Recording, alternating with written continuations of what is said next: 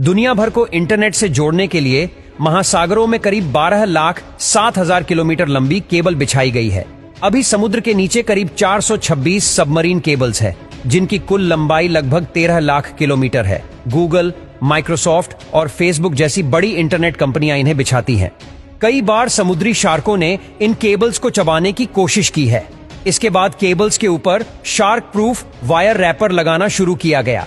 ये केबल लंबे तारों की तरह होते हैं जो दुनिया भर के विभिन्न देशों को इंटरनेट से जोड़ते हैं। 99% दुनिया में कम्युनिकेशन और डेटा ट्रांसफर समुद्र के नीचे बिछी कम्युनिकेशन केबल्स के जरिए ही होता है। इन केबल्स को सबमरीन कम्युनिकेशन केबल कहते हैं। लेकिन क्या आप जानते हैं इंटरनेट केबल का ये जाल कैसे काम करता है और यह केबल आधुनिक जीवन के लिए कैसे और कितनी महत्वपूर्ण है? मारिया नाम की इस केबल का वजन 24 नीले व्हेल के समान है। वैसे आपको बता दें कि इनमें से एक केबल को बिछाने में करीब 3 से 400 करोड़ डॉलर का खर्च आता है। यह केबल किसी अन्य मोटे केबल की तुलना में पतले होते हैं। यह केबल सुरक्षात्मक जेली, प्लास्टिक शीट और तांबे के तारों की परतों में लिपटे होते हैं। लेकिन अपने पतले आकार के साथ भी ये केबल अविश्वसनीय रूप से 100 गीगाबाइट प्रति सेकंड डेटा भेज सकते हैं और आने वाले नए केबल तो 400 गीगाबाइट प्रति सेकंड डेटा भेजने में सक्षम है। लेकिन यह इतनी तेज और इतना ज्यादा डेटा भेज कैसे पाते हैं? दरअसल इनमें सूचनाओं को फाइबर ऑप्टिक्स के जरिए प्रकाश किरणों के रूप में भेजा जाता है। इस तकनीक में डेटा भेजने की गति बहुत अधिक होती है। इन केबल को बिछाना एक जटिल प्रक्रिया है, जिसमें योजना बनाने से लेकर केबल बिछाने तक 1 वर्ष तक का समय लग सकता है।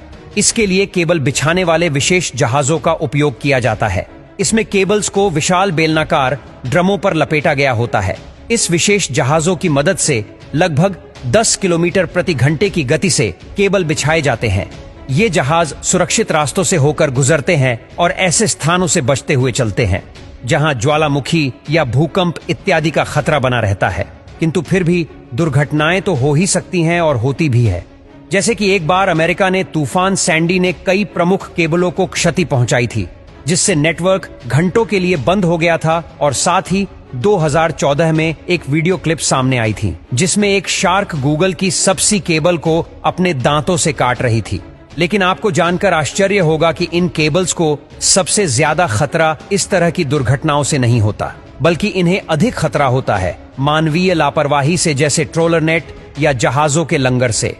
इसके अलावा अमेरिकी सरकार ने विश्व को इन केबल्स के लिए एक और खतरे के बारे में चेताया है। उसका कहना है कि रूस या चीन इन केबल्स से छेड़छाड़ करके संवेदनशील नेटवर्क तक पहुंच सकते हैं। दरअसल इन केबल्स की लागत और रखरखाव बहुत अधिक महंगा होने के कारण इसे विभिन्न देशों की सरकारें या अर्ध सरकारी संस्थान संभालते हैं। यदि बात करें इंटरनेट अंडरसी केबल्स का मालिकाना हक रखने वाली सबसे बड़ी कंपनी कौन सी है, तो वह है अमेरिका की AT&T। कुल 2,30,000 किलोमीटर लंबी अंडरसी केबल का स्वामित्व इसके पास है। इन केबल्स की दूसरी बड़ी मालिक है चाइना टेलीकॉम। इसके अलावा अन्य केबल्स के 50 अलग अलग मालिक हैं, जिनमें कुछ टेक फर्म्स हैं, कुछ स्थानीय सरकारी एजेंसियां हैं और कुछ बिजनेस है। समुद्र के नीचे बिछी इन केबल्स के लिए ज्यादातर निवेश जिन कंपनियों से आया है वह है फेसबुक, गूगल और अमेजॉन। यह कंपनियां अटलांटिक, प्रशांत और हिंद महासागर को पार करने वाले केबल के विशाल हिस्सों की मालिक हैं। ये इन्हीं के जरिए अपने डेटा सेंटर्स को जोड़ती है और प्रयास करती है कि ज्यादा से ज्यादा लोगों तक पहुंच सके। इंटरनेट का समुद्र के नीचे बिछी इन केबल्स का जाल अपने आप में एक आकर्षक दुनिया है। हमारा जीवन बहुत तेजी से समुद्र में छिपी इन तारों पर निर्भर होता जा रहा है।